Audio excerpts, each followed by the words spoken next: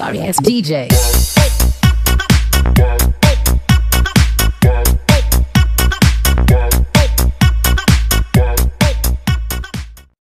Assalamualaikum warahmatullahi wabarakatuh. Bertemu lagi bersama saya Ardi Zulmi dengan NIM 22933 kelas SHTI Fakultas Kehutanan Institut Yogyakarta. Sama seperti video sebelumnya, di sini saya akan memurni tugas dari mata kuliah Teknologi Informasi Kehutanan. Jadi, selamat menyaksikan. Nah, yang pertama kita bahas adalah pengertian remote sensing. Apa sih remote sensing itu? Remote sensing adalah pengukuran atau akuisisi data suatu objek atau fenomena oleh sebuah alat yang tidak secara fisik melakukan kontak dengan objek tersebut atau dari jarak jauh. Misalnya dari pesawat luar angkasa, satelit, dan kapal. Remote sensing ini juga ada pengertiannya dari beberapa ahli. Yang pertama, American Society of Photogrammetry. Di situ mereka menjelaskan bahwa penginderaan jauh merupakan pengukuran atau perolehan informasi dari beberapa sifat objek atau fenomena dengan menggunakan alat perekam yang secara fisik tidak terjadi kontak langsung dengan objek atau fenomena yang dikaji. Sedangkan menurut Wilson dan Buffon menyatakan bahwa penginderaan jauh adalah suatu ilmu, seni, dan teknik untuk memperoleh objek, area, dan gejala dengan menggunakan alat dan tanpa kontak langsung cara objek, area, dan gejala itu sendiri. Sedangkan menurut Caldwell adalah penginderaan jarak jauh itu adalah suatu pengukuran atau perolehan data pada objek di permukaan bumi dari satelit atau instrumen lain di atas atau jauh dari objek yang diindra.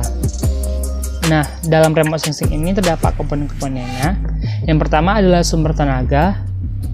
Dalam sumber tenaga ini digunakan untuk memotret, membutuhkan sumber tenaga untuk bisa menjalankan fungsinya. Sumber tenaga ini dari cahaya matahari yang menghasilkan suhu.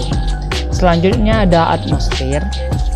Atmosfer ini mempengaruhi kemampuan alat dalam melakukan penginderaan jauh untuk menjalankan fungsinya, sebab kondisi atmosfer menentukan seberapa besar dan seberapa banyak sumber tenaga bisa diserap oleh alat tersebut. Selanjutnya ada interaksi antara tenaga dan objek. Nah, di sini jadi setiap objek yang difoto menghasilkan foto yang berbeda-beda. Secara umum dipengaruhi oleh kondisi atau karakter dari objek itu sendiri. Objek memiliki daya pantul rendah pada sumber tenaga akan menghasilkan foto lebih gelap, begitu juga sebaliknya. Selanjutnya ada sensor dan wahana. Sensor ini berfungsi untuk mendeteksi adanya objek dan menentukan lokasinya, sekaligus berperan dalam menentukan jarak alat dengan objek atau menentukan seberapa dekat foto bisa diambil dari alat menuju ke objek. Selanjutnya ada perolehan data. Dalam perolehan data ini menunjukkan data yang didapatkan dari alat yang sudah menemukan objek dan terdeteksi oleh sensor yang terpasang pada alat. Data yang diperoleh merupakan hasil pantulan antara sumber tenaga dengan objek. Dan yang terakhir, komponen yang terakhir dari remote sensing adalah penggunaan data. Sesuai dengan namanya, komponen ini mengarah pada proses penggunaan data yang diperoleh dari penggunaan dari alat penginderaan, yakni berupa foto. Foto ini kemudian digunakan untuk berbagai keperluannya. Nah, terdapat konsep remote sensing, yaitu penginderaan jauh disebut sebagai sebuah sistem. Dikatakan demikian karena melibatkan beberapa komponen yang saling berkaitan.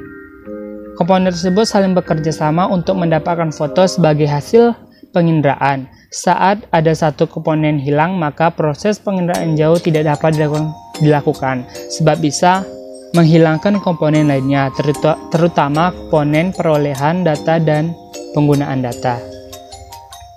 Nah, dalam penginderaan jauh ini alat yang digunakan disebut sensor, di mana sensor ini yang dimaksud adalah sensor buatan berupa kamera, magnetometer, sonar, scanner, maupun radiometer. Terdapat beberapa komponen utama yang harus ada di dalam sistem penginderaan jauh seperti sumber tenaga maupun wahana dan sensor. Kita lanjut masuki ke beberapa jenis remote sensing, yaitu ada pasif dan aktif. Pasif ini menggunakan matahari sebagai energi utamanya yang kemudian bekerja sama dengan semua komponen di dalam penginderaan jauh. Sumber energi bisa berupa sinar matahari, emisi, temperatur benda di permukaan bumi, objek, dan lainnya. Yang kedua aktif, yaitu tenaganya berasal dari buatan, misalnya pulsa radar, sinar dari lampu, dan sebagainya. Kita masuk ke unsur interpretasi citra remote sensing.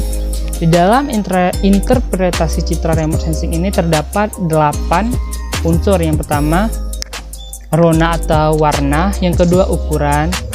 Ketiga, bentuk. Keempat, pola. Kelima, tekstur. Keenam, bayangan. Ketujuh, situs. Dan ke-8, asosiasi.